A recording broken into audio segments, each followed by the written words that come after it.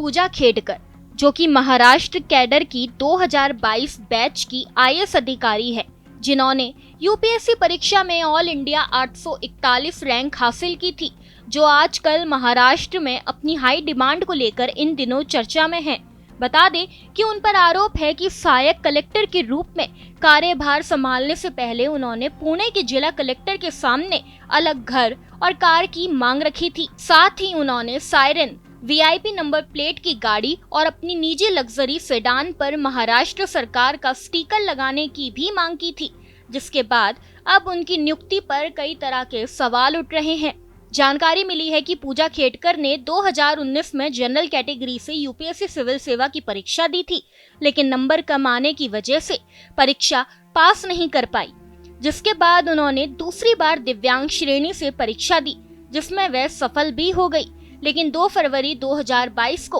पूजा खेडकर को नियुक्ति देने से मना कर दिया गया,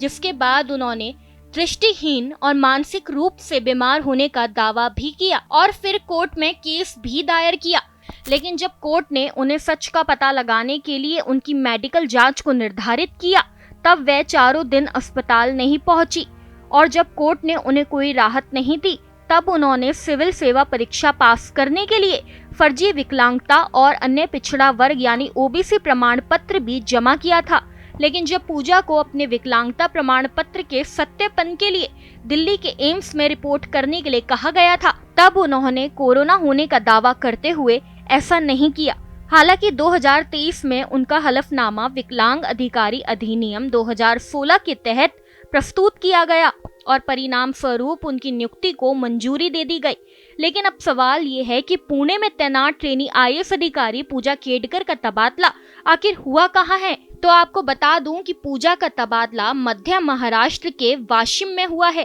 क्योंकि वह एक सिविल सेवक के रूप में सत्ता के कथित दुरुपयोग को लेकर विवाद के केंद्र में पाई गई थी। जानकारी मिली है कि पूजा खेडकर अब 30 जुलाई 2025 तक वाशिम में अपने प्रशिक्षण का शेष कार्यकाल पूरा करेंगी।